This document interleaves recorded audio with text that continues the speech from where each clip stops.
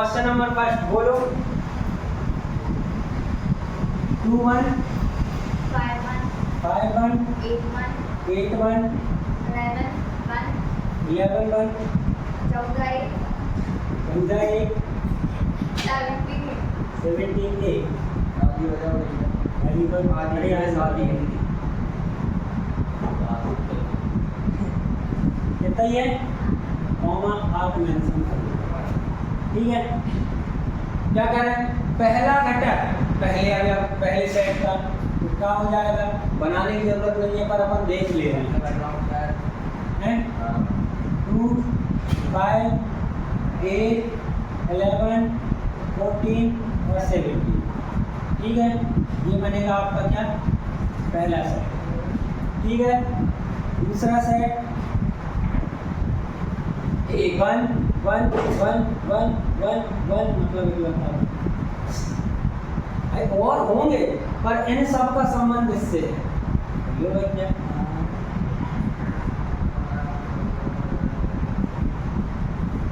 क्या बताना है? संबंध है, सॉरी फलन है या नहीं है, फलन है या नहीं है ये बताना है। फलन के लिए क्या है? प्रत्येक अवयव का प्रतिबिंब दिख रहा है हमें, प्रत्येक अवयव का प्रतिबिंब। हाँ भैया, और प्रत्येक अवयव का केवल और केवल एक प्रतिबिंब होना चाहिए। एक ही चीज निकला है तो हाँ अगर परिसर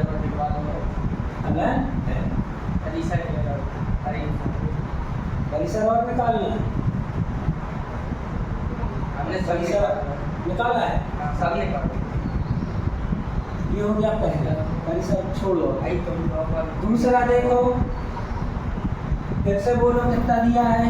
2 1 4 2 6 3 8 4 10 5 1 6 12 लिखा है 14 से कहाँ से आते हैं? बना दो। 2 4 6 8 10 12 14 मतलब कौन से नंबर देख रहे हैं? सम 2 4 6 8 10 12 और 14। 1 2 3 4 5 6 7 मतलब कौन से नंबर देख रहे हैं?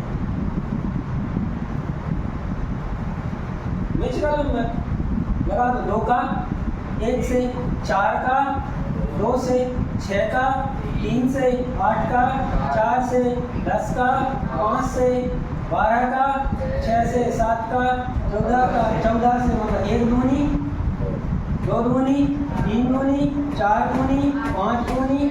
ये काय के लिए आपको समझ निर्माण रूप में लिखना है। ये चीज कैसे लिख दे? ये हो गया आपका x और ये हो गया y, ये हो गया x और ये हो गया y।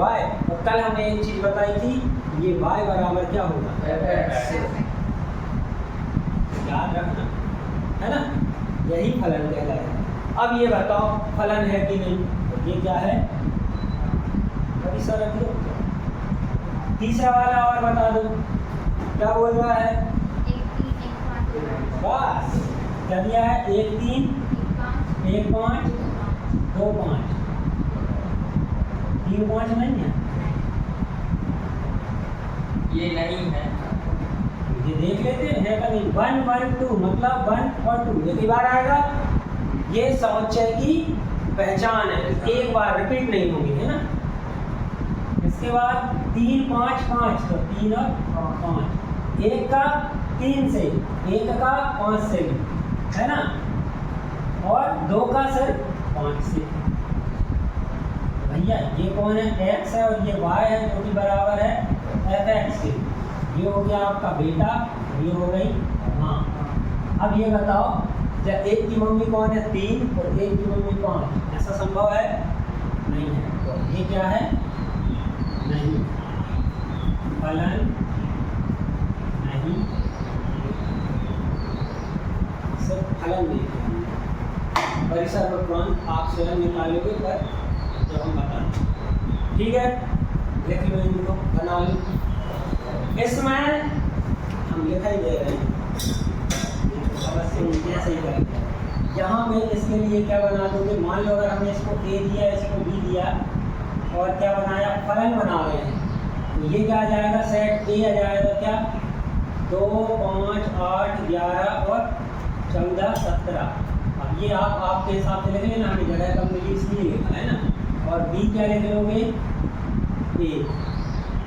अब ये बी, सुनो सब, क्या हम सोच सकते हैं कि ये बी सेट इतना ही बड़ा होगा? भाई बड़ा बहुत हो सकता है, यहाँ ऊपर 0 हो, -1 -2 हो और कुछ भी हो सकता है। तो इसलिए हम ये तरीका सही नहीं मान सकते, मतलब दिखाने के लिए, पर करना कोई है ना। यहाँ पे भी लिख सकते हो ए और बी, आप लिख लेते हो, इधर भी ए और बी आप लिख लो, आप लिख लो, हो गया। अब सुनो, अब बात आती है क्या, नॉर्मल क्वेश्चन है ना। नॉर्मल सब में संख्या नहीं है, सब में संख्या नहीं है, तब देख लो, सब में क्या नहीं है, संख्या नहीं है, नॉर्मल सेट्स है। यहाँ प्रांत, परिसर और सहप्रांत निकालना बहुत आसान है, सिर्फ सहप्रांत नहीं बता सकते, बाकी प्रांत और परिसर हम बहुत अच्छे से बताते हैं।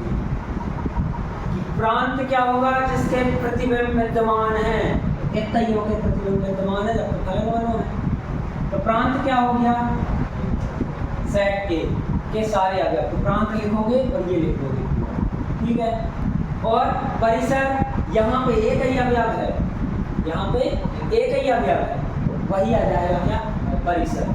सहप्रांत हम नहीं बताएंगे। यहाँ पे ये पूरे आएंगे क्या, जब हम फलन पढ़ा रहे थे तब भी हमने बोला था कि पहला वाला सेट आपका प्रांत रहेगा और दूसरे वाले सेट के जितने प्रतिबिंब हैं, जितों के पूर्व प्रतिबिंब हैं, वह क्या कहलाएगा, परिसर।